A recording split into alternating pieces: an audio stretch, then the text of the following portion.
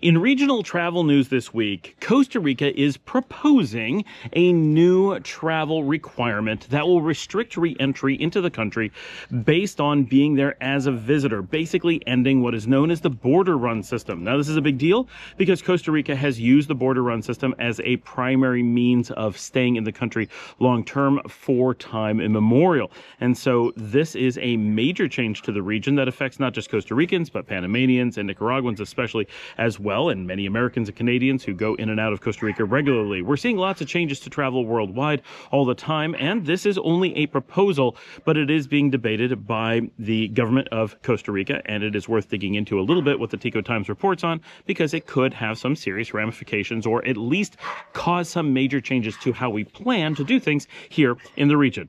So let's start with what is proposed, as is mentioned in the Tico Times. The Tico Times being a major news publication for Costa Rica. Costa Ricans are known as Ticos for those who are a little bit surprised by the name. So what is being proposed is that two things will happen. One is an increase by 300% as to the fees involved with penalties for overstaying a visa. This is not really a big deal for most people because most people don't overstay their visa, and the fees were pretty lenient previously at about $100 for a typical overstay. And they're moving that up to $300. So that's not a huge deal in most cases. That's not the part of this law that we're actually concerned about. It doesn't really affect anyone except for people who are overstaying. Of course, it's always good not to overstay your visas anywhere. Do proper planning and know what you're doing.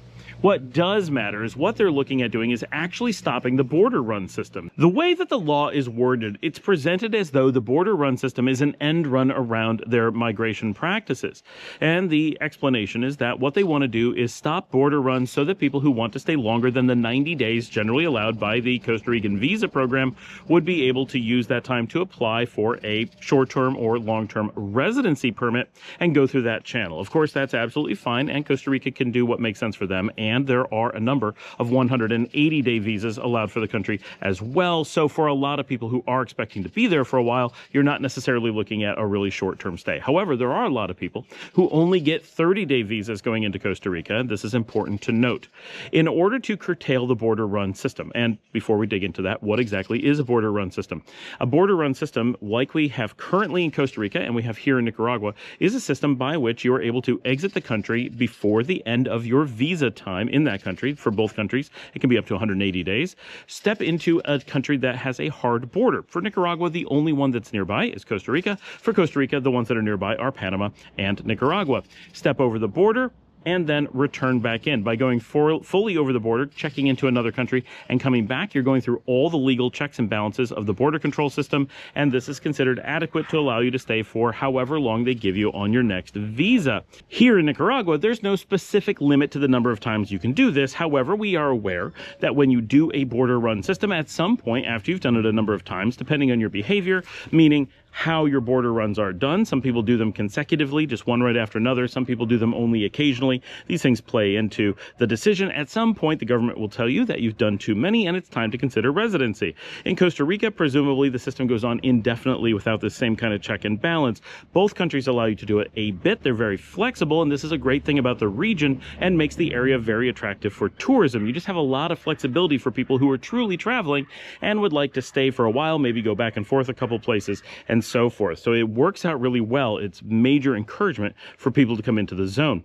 What Costa Rica is claiming in this proposed law is that this system is circumventing processes that they have in place, which is arguable that is not really true. This is a process that they have in place. The problem with people using this system, according to the proposed law, is that many people who are transient in this way tend to have very large buying power, as is the nature of tourists. Typically, they're going to spend a lot more than a local because their time somewhere is limited.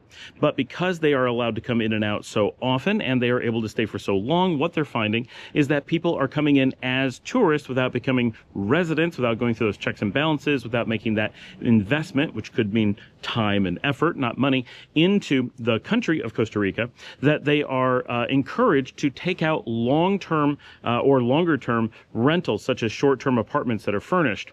This is a higher income type of rental than is normally used in an environment where locals are going to be living, right? Locals are going to use long-term rents, typically unfurnished. So because there's this higher income style of property value of being able to be rented at high volume, it's driving up prices and making it unaffordable for Ticos to be able to live in their own country. This is a problem we've heard a lot about. It is definitely a real concern in Costa Rica, much more so than in other countries in the region. So that it is happening is essentially without question. Costa Rica really does have that problem.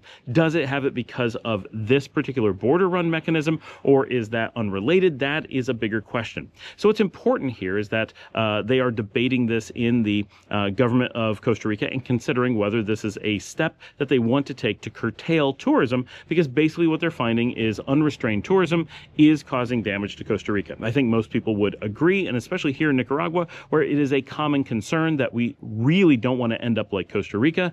Outside of Costa Rica, countries in the region recognize that the problem is so severe that we do not see Costa Rica as a success in the way that people from, say, the United States see it.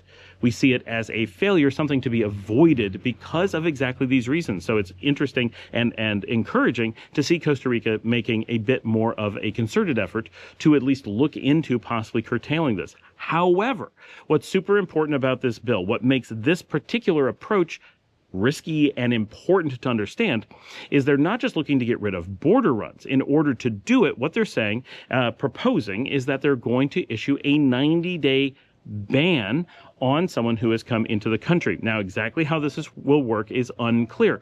But basically, if you get a 30-day visa, you can go visit Costa Rica for 30 days, and then you have to wait 90 days before you can get another visa to come again. Getting the next one will be really easy after the 90 days. They're not in any way suggesting that they will do anything to make it harder to come back after the 90 days is done. They don't want to limit that. No one is suggesting that they want to limit that. So it's not a huge deal for people who want to visit Costa Rica from time to time, but it is potentially a huge deal for people who want to go in and out of Costa Rica. For those of us who live in the region, this could be a big deal. If I go to Costa Rica tomorrow, I want to spend a week, and then I want to fly, let's say, to Bolivia, do a vacation in Bolivia for a few weeks, and then fly back to Costa Rica, spend a few days, and return to Nicaragua. I might be hit with a ban, even though I've only been there for a few days. It is unclear how they would handle those situations where people who are either local or just going in and out for a little bit of time will be addressed. The way that it's handled in the Schengen, that is the European zone, is that they have a rolling 90 in, 90 out. And basically, if you're not using up your 90 days in, you can just keep doing things for a long period of time, and then you need to do your 90 days out if you ever use up your 90 days in. But it's pretty easy not to end up doing that unless you're actively living in Europe for a period of time. So it's pretty flexible. And maybe the final result in Costa Rica will be similar to this, in which case I think it'll be a non-issue.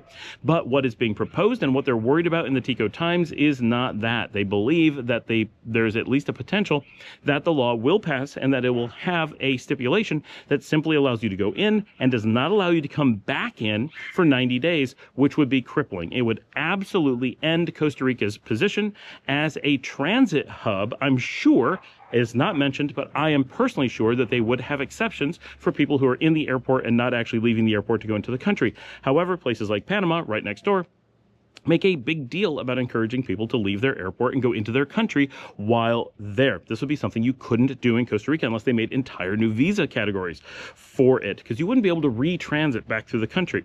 So places like Nicaragua and Panama that use Costa Rica as a logistics hub for the region would have to stop doing so. Now, this could be a windfall for our countries separately. Here in Nicaragua, we have a new airport going in. That airport may take over that transit for Costa Rica because of this. That feels unlikely, but that it would pick up some amount of transit and stop people from using Liberia as our secondary airport, that Liberia being the northern Costa Rican airport, is a real possibility. Likewise, people in western Panama will often use Costa Rica as a hub airport because San Jose may be just as close, or in some cases even closer, for them than Panama City. For those of us that live here in the region, the idea that we can go in and out of Costa Rica with minimal effort at the drop of a hat is an important part of our mindset as to how we operate in this zone. So putting in anything that would trigger a 90-day ban on entering the country is something that we'd have to think about really carefully. It would change how we view Costa Rica, no longer being an open area that we can transit in and spend money anytime. We would be looking at it only with very careful planning. Okay, if I go in on this this date? How will that affect my ability to return to the country at some future date, should I need to, and so forth. And it's not that it would make us not use Costa Rica anymore, but it would force us to no longer casually consider it to be an extension of the zone that we live in, where we can just go there anytime reliably and use their resources. Because right now, there are people from Nicaragua, especially in southern Nicaragua, in Rivas, who will go into Costa Rica simply because they want to go to a Taco Bell. I have a friend in San Juan del Sur who takes her family at the drop of a hat to go to Taco Bell. It's only a 2-hour drive. It's something that they miss from the States. And sure, they're only doing it once every couple months, but it would become something they couldn't reasonably do because there's a risk that a single trip to go get Taco Bell could result in being banned for 90 days from your neighboring country, and you don't want to give up access to an airport and to who knows what resources, because a lot of people do shopping in Costa Rica. You wouldn't want to give those things up for 90 days just because you had a hankering for Taco Bell. So we'd have to think of Costa Rica in a very different way, and Liberia would stop being a transit hub almost certainly. So I think it would have some big ramifications. My personal guess is that this law will not pass. It simply has too many scary implications that would have really large negative impacts on Costa Rica. And it's important to remember that loads of North Americans, Americans and Canadians, come down to Costa Rica very frequently, but do not live there. So they're flying in and out. They're major spenders in the economy. They may have residency, but then they wouldn't count with this. But quite often there are big investors who have for a long time been coming in and out of Costa Rica and simply spend small amounts of time there. They would be potentially heavily impacted by this. It would really change the climate of what Costa Rica is like. And Costa Rica has built its reputation on being completely open and welcoming to tourists, which tells us two things. One is that they would be making an about face and putting a dangerous precedent in place because they know that their economy works a certain way based on their impression to the rest of the world. This would potentially change that impression. And two, it also tells us that the people of Costa Rica, the Ticos, have had an opinion about how their country should be approaching these things. This would be an about face to what they want as a country. It's not a simple retuning. It's a relatively major about face. So it's unlikely that they will want this to happen. It is unlikely that the ramifications of it will not be so scary as to stop them regardless of what they want. So my personal opinion is that it's probably not going to pass, but it is important to understand that the Tico Times has reported that this has been proposed and it is being discussed, and there is at least the potential of it going through. But I think more likely is this could trigger a larger, broader discussion in which future legislation is proposed that is probably less dramatic or has a better handle on how to, for example, have a pass for Nicaraguans and Panamanians to be able to move through the country differently without needing that 90-day ban, as long as they don't become permanent residents or whatever, that they have some transit thing for people coming through the airport, or maybe that they go to a rolling system instead of a 90-day ban system. And those things I think could be very beneficial, where you'd actually potentially limit the amount that people are taking on, say, 6 to 12 months or even 2 to 3 years of furnished monthly rentals that are quite expensive, but still encourage the people who are honestly looking to be tourists in Costa Rica to use it in logical ways. I think a little bit of tuning could create a law that keeps the spirit of Costa Rica's openness and tourist-friendly environment in place, while curtailing specifically, almost exclusively, the types of behavior that result in what is effectively a form of transient gentrification to many of the tourist areas. So that is my take on the law, but it's an important one to know if you're interested in the zone at all, whether you're looking at moving to Costa Rica. This could look scary, that the process to move and live there could be very different by the time you're ready to do it than it is today.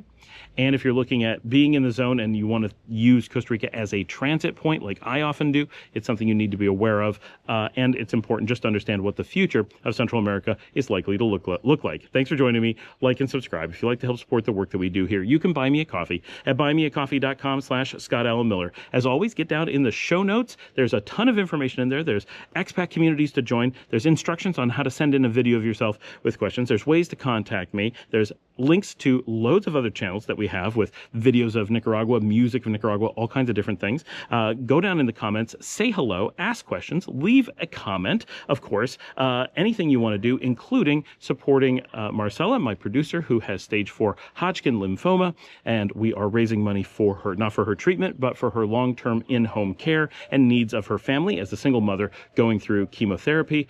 We really appreciate the incredible amount of support we have seen from the community. It's really meaningful to her. It's a very encouraging thing just to see how many people have poured out their love and support for her. It's really been a big deal in helping her stay positive and healthy. And at this point, we don't have a lot of feedback, but her treatments do seem to be going in a positive direction. We will certainly do a video with her as soon as we get the official feedback in about 4 weeks. Thanks for joining me.